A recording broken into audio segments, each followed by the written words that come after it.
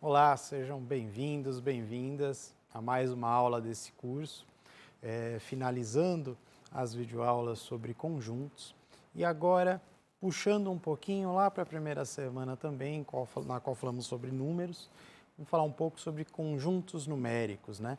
Então, como nós já vimos, a história, né, dos números, dos sistemas de numeração, ela se dá pela própria necessidade humana, né? A gente vai se tornando uma sociedade cada vez mais complexa, nossas necessidades se tornam mais complexas, né? E a matemática vai se desenvolvendo a partir disso, como resposta às nossas necessidades, né? Como resposta aos problemas que se impõem para nós. E os números, nós vamos cada vez mais considerando outras formas de representar números, outros tipos de números, e uma maneira boa de organizar tudo isso, de pensar as propriedades de cada tipo de número, é justamente em cima do quê? De conjuntos, né? E por isso que a gente vai pensar um pouquinho sobre os conjuntos numéricos.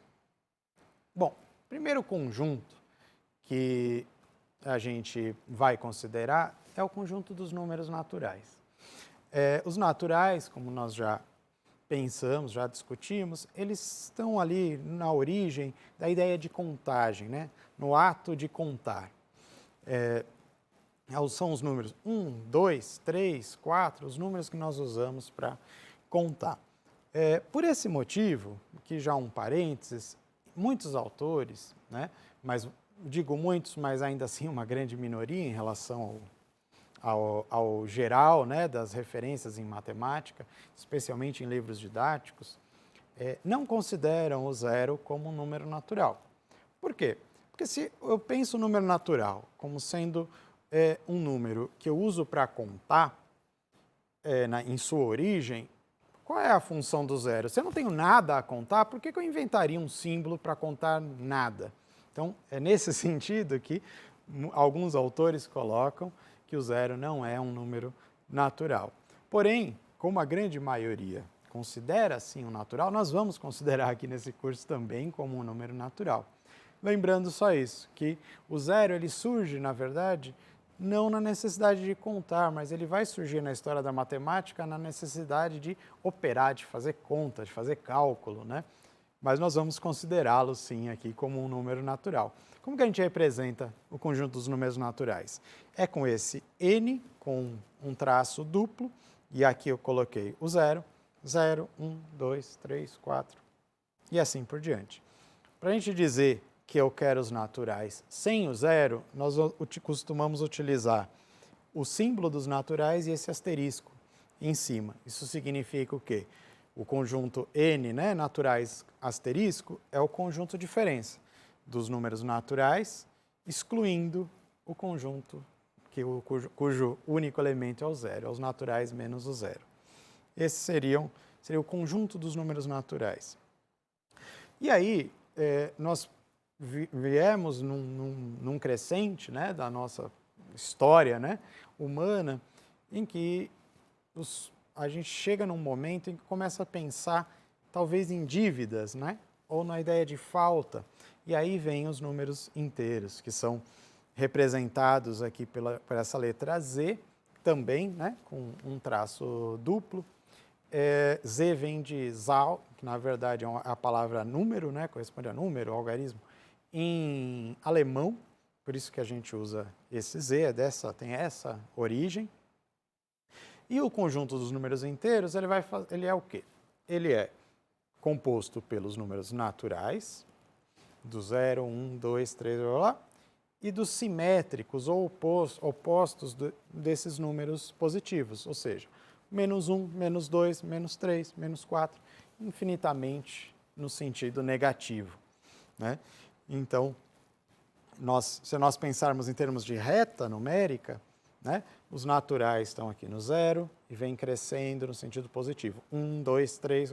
Quando pensamos nos números inteiros, nós temos o simétrico, né, o equivalente negativo desses números aqui positivos. Então, aí nós vamos ter o -1, -2, -3, -4 e assim por diante. Podemos escrever também os conjuntos dessa maneira. Se eu escrever o z, né, do conjunto dos inteiros com esse mais embaixo, significa que eu estou excluindo os números negativos dele. Então, o z mais seria 0, 1, 2, 3 e assim por diante. O z com esse maisinho e o asterisco é esse conjunto anterior que eu falei, tirando o zero. Então, seria 1, 2, 3. Agora, eu posso considerar só os não positivos. Então, se eu colocar o z com o menos, eu estou excluindo os positivos. O zero fica lá, mas eu excluo os positivos. 0, -1, -2, -3, e assim por diante. E, da mesma maneira, né, equivalente ao que nós fizemos antes, se eu pegar o conjunto dos inteiros z menos e o asterisco, agora eu estou tirando o zero desse conjunto. São só os negativos, -1, -2, -3 e assim por diante. E pensando justamente, né, nessa história, né, da matemática, nessa evolução, né, o desenvolvimento, na verdade, dos conjuntos numéricos, os números racionais, eles entram quando a gente começa a pensar em medida. Se os naturais entraram quando nós começamos a pensar em contagem, os racionais entram quando nós decidimos medir alguma coisa. Aí nós começamos a pensar em quê? Em frações, né? E os racionais, eles vão incorporar o quê? Todo número que pode ser escrito em forma de fração de números inteiros. Então, é um número p dividido por um número q, p sobre q, tal que o p é um número inteiro e o q também é um número inteiro. Mas cuidado, se eu estou com esse meu q no denominador, ele não pode ser zero. Então, q é um número que pertence aos inteiros, o asterisco dizendo que eu estou o quê? Tirando o zero. O zero está fora disso daí. Então, exemplos dos números racionais, né? Nós temos -5, 0 e 4. Você vai falar, mas esses daí são inteiros. Sim, né? Mais o -5 poderia simplesmente escrever como -5 sobre 1. Ótimo, escrevi numa forma fracionária. -10 sobre 2. Se a gente simplificar, resolver esse cálculo, dá -5. Então, eu posso escrevê-lo como uma fração. Então, ele é um número racional, né? As frações, como nós já comentamos, números com representação decimal finita, né? Eu posso pensar nos números com vírgula, dito assim a grosso modo, 1,5, menos 1,5, 0,99, e as dízimas periódicas. As dízimas periódicas, elas têm uma representação decimal ali infinita, mas elas podem ser transformadas em fração. Toda dízima periódica, ela pode ser escrita como fração. Se pode ser escrita como fração, então é um número racional. Da mesma maneira que na história obtivemos os números racionais, estudamos os números racionais dessa maneira, descobrimos também que existiam os números que não eram racionais, e esses foram chamados de irracionais. E os números irracionais, alguns são bastante populares, né? Todo mundo conhece. Por exemplo, o π, 3,1415. Ele tem uma representação decimal infinita, mas diferente das dízimas periódicas, ele não se repete, ele não é periódico, né? Então, eu não consigo escrever esse número em forma de fração, né? O mesmo pode ocorrer com o número e, que é o número de Euler, ou raiz quadrada de números primos, por exemplo, raiz de 2, raiz de 3. Né? Outro número famoso na história da matemática, né, o φ, né, que aparece ali na razão áurea, também é um número irracional. Então, depois que nós consideramos ali os racionais e os irracionais, nós podemos finalmente considerar os reais, que são nada mais, nada menos que a união entre os racionais e os irracionais. Então, nesse sentido, quem são os reais? São todos os inteiros, todos os racionais e todos os irracionais. É a união de racional com irracional. E um último, né, conjunto numérico bastante interessante é o dos números complexos. Os números complexos, eles são números que são escritos da forma A mais BI, com A e B sendo números reais e I sendo representado pela raiz de -1. Então, um número complexo, um número Z, por exemplo, um Z complexo, ele poderia ser escrito em A como A mais BI, como já dissemos, e chamamos de A a parte real, né, um número real, e B seria a parte imaginária, é um número real que vai acompanhar esse I, que é raiz de -1. A interpretação para um número complexo, ela pode ser feita geometricamente, né?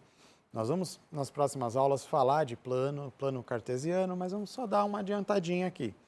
Se eu pegar um eixo, né, um sistema cartesiano, colocar aqui nesse eixo, né, números reais, a parte real A, que a gente já falou aqui, e no meu eixo vertical nós pensarmos a parte imaginária, né, o número Z, o módulo desse número Z, ele estaria representado por essa reta que vai da origem até esse par que liga, né, que sai de A e leva em B. Mas só para ter uma noção de como seria essa representação de um número complexo. Então, são exemplos, por exemplo, 3 mais 2i, só menos 7i, que, por exemplo, não tem a parte real, ou 10, né? Se a gente considerar, por exemplo, que b é 0. b é 0, 0 vezes i, 0. Então, eu posso escrever também, né, esse número 10, né, como um número complexo cuja parte imaginária dele ali é 0. E, por fim, vamos pensar em termos de conjuntos, união, intersecção, né, relações de inclusão, na verdade, entre conjuntos. Então, nós podemos pensar os nossos naturais, números relacionados à contagem. Depois, né, contendo os números naturais, né, os números naturais contidos dentro dos inteiros. Dos inteiros, nós ampliamos o nosso conjunto, chegamos aos racionais, né? Então, números naturais estão contidos dentro dos inteiros, os inteiros estão contidos dentro dos racionais. E os irracionais, né, que formam um conjunto à parte daqueles que não podem ser escritos em forma de fração, né? E, por fim, os reais. Os reais o que eram? Os reais nada mais eram do que a união desses dois conjuntos, dos irracionais com os racionais. Então, os números reais, eles vai unir todos esses conjuntos. E, expandindo um pouco mais os nossos conjuntos numéricos, chegamos nos complexos, que vai abarcar todos os reais e também aqueles números que são escritos com a parte imaginária, né, que estão fora aqui dos reais. Então, esse não deixa de ser um resumo, né, dessa ideia de inclusão, pensando também nos nossos conjuntos numéricos que começamos a explorar de alguma maneira lá na primeira semana. Bom, é isso. Espero que tenham gostado e até a próxima.